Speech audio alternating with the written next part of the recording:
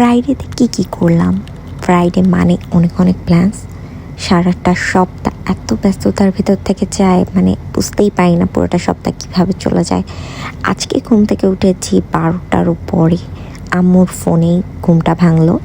আম্মু তাড়াতাড়ি বললো যে মামারা বাসায় চলে এসেছে, তো আমিও যেন বাসায় তাড়াতাড়ি চলে যাই।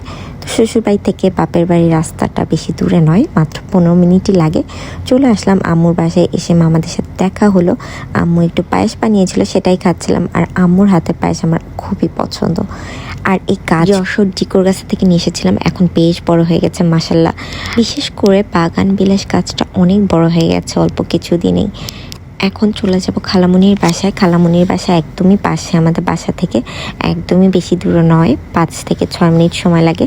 তো একটা চার পার হয়ে শর্টকাটে যাওয়া যায়, সেটা থেকেই আমরা যাচ্ছিলাম। তো আমি বলছিলাম আমাকে একটু ভিডিও করে দিতে। আর এই রাস্তাটা বেশ নিলিবিলি, খুব ভালো লাগে হাঁটতে, অনেক অনেক গাছ। অলমোস্ট 8 থেকে 9 মাস পর যাচ্ছি খালামুনির বাসায়। আসলে বিয়ের পর চাইলেও সবসময় বাপের বাড়ি আসা যায়। আমার ছোট্ট সোনামণিটা আমাকে এসে ফুল দিচ্ছিল, মানে আমার ফুলটা নিয়েও আবার আমাকেই দিচ্ছে। মামুনির সাথে দুষ্টামি করতে ওর খুবই ভালো লাগে।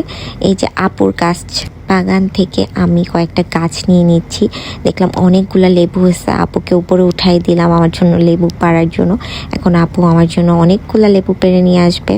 আর আমি নিচে দেখছিলাম এই যে একটা বেগুন, আপুকে বললাম আমি এটা বাসায় নিয়ে গেলাম। এই একটাই বেগুন ছিল, তো ছিঁড়ে নিলাম। আর আপু উপর থেকে এতগুলা লেবু পেড়েছে, অ্যান্ড আমি বলছি আমাকে একটা কাটিংও দিতে, আমি বাসায় আমার বেলকুনি বাগানে লাগাবো। তো আপুদের বাসা থেকে বের হয়ে দেখছিলাম এই সুন্দর গাছটা, এই গাছটা আমার বাসায় আছে। এখন বিকালের দিকে বাসায় চলে যাচ্ছি, কারণ আজ বাসায় অনেক প্ল্যান্স আছে। So bye bye.